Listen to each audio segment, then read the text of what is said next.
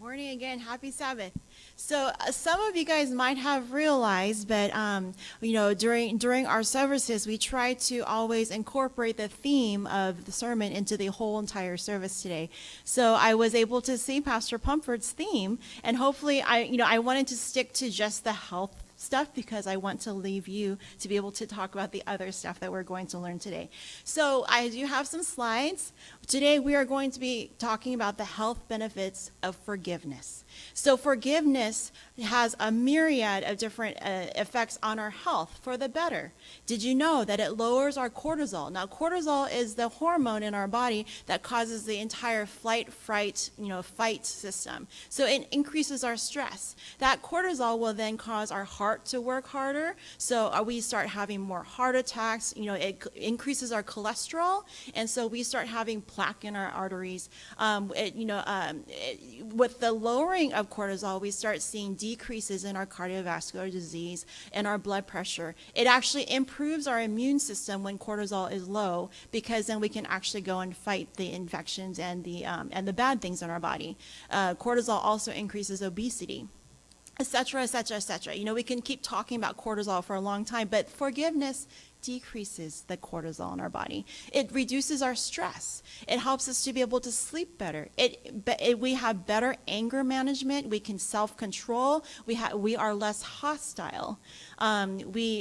People who are very stressed sometimes leads themselves to substance abuse and dependence. When we're stressed, we oftentimes have depression, anxiety, and sometimes those can lead to suicide. So having forgiveness decreases all these things. We have less chronic pain. We sleep better, like I said. Our relationships are better. It improves our mental, emotional well-being. Next slide, please.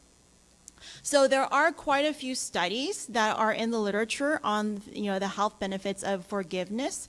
In the Journal of American College of Cardiology in 2009, they found that they reviewed 44 studies that were already published, and those studies showed that anger, hostility, and all that such was linked to the coronary artery disease. That's what we were saying, and so and this was found in all people, regardless if they were previously healthy or they already had heart disease.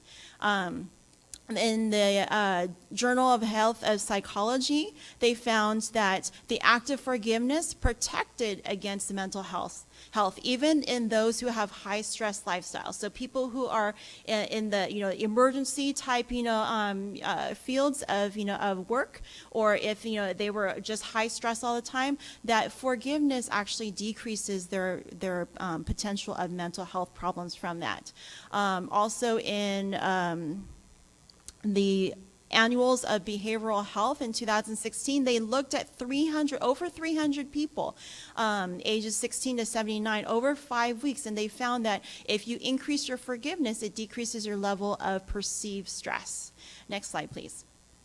This is one of my very favorite quotes. This is from Bernie Siegel, who is actually from Yale. He's a retired surgeon and a medical professor there, and he's a well-known writer. And this is what he says. He says, "I have collected 57 extremely well-documented so-called cancer miracles.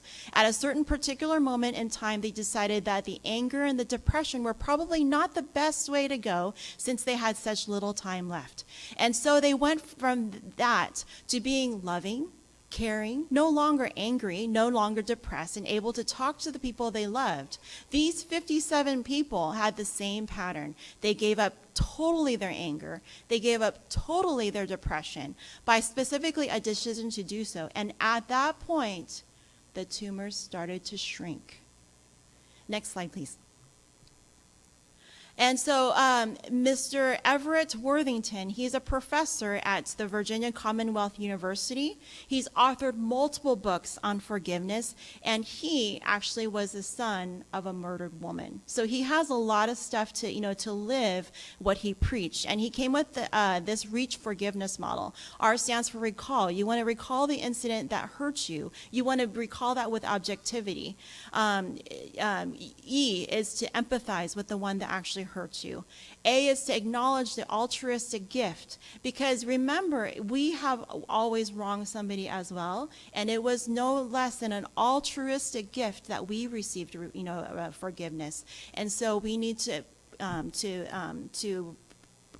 extend that to others. C stands for commit. Commit to forgiving the person who hurts you. And then H is holding on to that forgiveness without taking it back. These are the steps to trying to forgive somebody. So who is forgiveness really for? Is it for me or for you?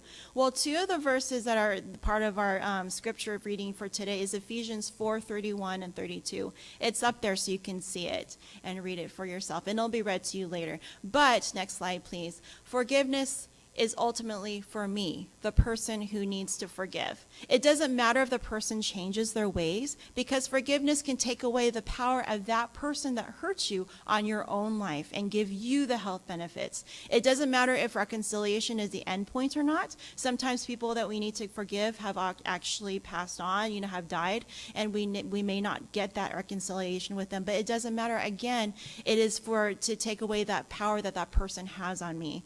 And then if you are the one who actually needs forgiveness, and you want to try to get forgiveness from somebody else that you've wronged, make your honest attempt to reconcile. But remember, you can't force them to forgive you.